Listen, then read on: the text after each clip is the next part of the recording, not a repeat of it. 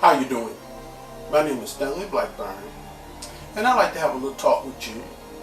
And the topic I want to discuss is a topic that's been dominating the news recently. With the death of Mike Brown, people have been talking about the talk. And I know you're asking me what is the talk. In a lot of cases, it's not what you think it is. See, in other communities, the talk is about talking to your kid about sex education and life in general. But in the black community, the talk is, how do you survive when you're being stopped by the police officers or pulled over while driving in your car? How do you survive these stops? Well, the black community have to educate their kids. And I know, having a young son myself, a young man, I had to have the talk with him. You see, I had to tell him what he needed to do to survive. And I know survive is kind of a harsh word, but that's what it is now, surviving. I told my son, pull over in a lighted area or in a well-populated area, roll the window down, and wait for the police officer to approach the car. And I said, by all means, make sure you cooperate with him. I said, first of all, take your hands and put them on the steering wheel so the police officer can see you. Now, if he asks you for your license, don't make a sudden move. Just say, sir, I'm going to my back pocket and I'm getting my license or ID.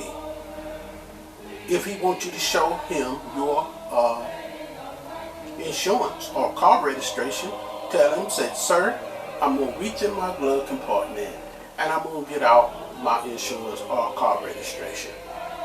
By all means, don't do anything to make him mad or angry with you.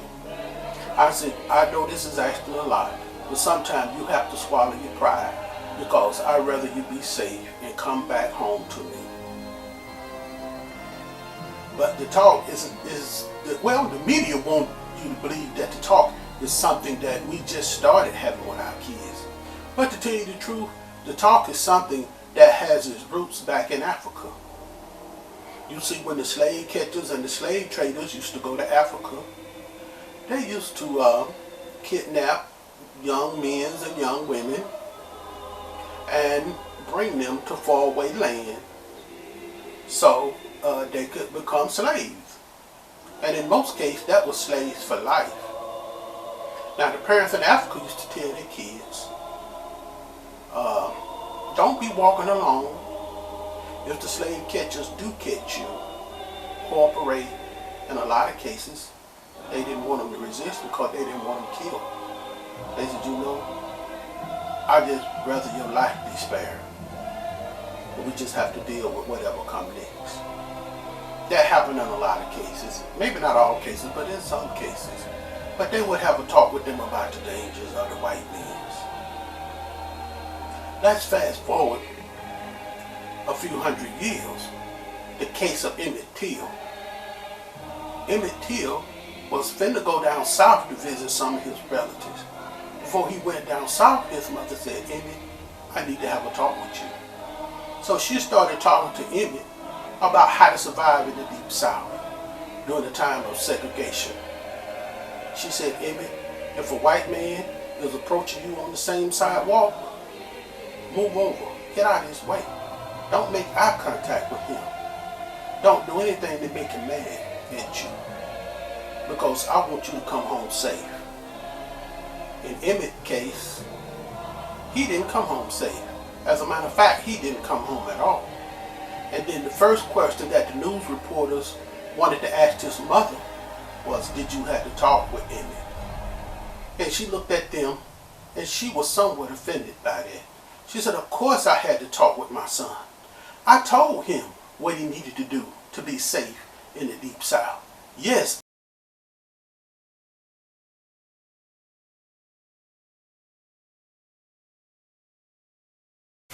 How you doing, America? My name is Stanley Blackburn, and I'm back again. And first of all, I just recently done a little talk And actually it was called The Talk. And I talked about the fact that the police officers are targeting young black males and pulling them over or stopping them for no reason at all. I talked about what we need to talk to these young men about and how we need to prepare them for survival when stopped by the police officers. To give you a little bit more background, I want to show the clip, and then I'm going to comment a little bit. All the way down the goddamn road. All the way down what road, bud? Man, you know what the hell you follow me to. Alright, look, Mr. Nail. And look, hell, I wonder what the hell wrong with you. What, do you want me to explain it to you? Yeah, explain it to me. Hurry up. Are you going to keep Because I got something to damn do. I ain't got time to be fucking with y'all. Alright, you want to calm down and let me Shit, talk hell to you? no, I'm not going to calm down when they ain't did nothing. You fucking with me. What I'm going to calm down for? Okay, do you want me to explain it to you? Hurry up. No. I got shit to do. Alright, listen. We've had a bunch of burglaries down on Cox Road, okay? Bro, man. Alright, listen. Listen to me. So you just admitted that you followed me from way up here all the way down Cox Road. Listen to me. You just admitted that now. Listen to me. I saw you on Cox Road. You turned down Summit Lane, is that right? Do you know anybody that lives on Summit Lane? I'm looking at a damn house down there, bro. That's all you gotta tell me. Well, We'll be done, you man. ain't got to follow me. If you got something, you got to ask me. If you see this charge in the world, if you got something you want to find out in here, all you got to do is damn stop. You ain't got to follow me from here way down there, sit beside the road when I come back out. Like, And then you went to Wendover Farms? No, you see, somebody? yeah, I know a lot of folks. Okay. Okay? Look, that's all you gotta tell me, man. Shit, man. Okay, can I have my license back while I can get the fuck home? That's all you gotta tell Thank me. you. Alright? America, this is exactly what I was talking about the first time. How a lot of times the white police officers are stopping young black males for no reason at all. Maybe because in this guy case, they felt that he was in the wrong community. But now, there's really no community. We all have the freedoms to live in any community that we choose. And the reason for this talk is because of the overwhelming questions that I got from the first talk. Matter of fact, a lot of white people contacted me and told me they themselves had also been targeted by the police. And what I want to do is I want to ask you this question. Can white people really be targeted by the police? Let's go back in history a little bit and see can we answer this question. So stay with me as we take a little walk back through history, and we're going to find out, can white people be targeted by the police? America, I can think of 3 reasons why white people might be targeted by the police. Number 1, speaking out against injustice. Number 2, being in what may proceed of them being in the wrong community. And number 3, raising biracial or black kids. Now, let's take number 1, speaking out against injustice. Let's go back to the time of slavery and work our way up to modern times. During the time of slavery, there was a man named John Brown. John Brown spoke out against the slave system. He felt that it was unjust. He felt that no man should be a slave. He started fighting the slave establishment. He started killing white people, although that might have not been the proper thing to do at that time, but he felt that the only way that blacks would ever be free was through violence. He also came up with a plan to raid Harper's Ferry, an army supply depot, and take the arms and start a race war. He felt like if he started a war, he could free the slaves, that the slaves would join in and help free themselves. His plan did not succeed. He wound up getting killed along with his sons and some free black people. Now, when the Civil War started,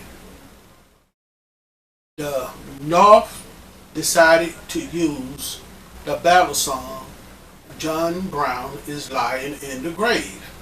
This became their #1 battle song in recognition to John Brown because of his tireless effort to help free the slaves. Now, let's fast forward a little bit into history. Now, most people, at least most white people, said that one of the reasons why they didn't speak out against what happened to Mike Brown was because, #1, they didn't know how. They didn't know how to do it in a political correct way. And #2, a lot of them was afraid of becoming targets themselves. They felt like the police would start targeting them if they spoke out against what they felt was injustice.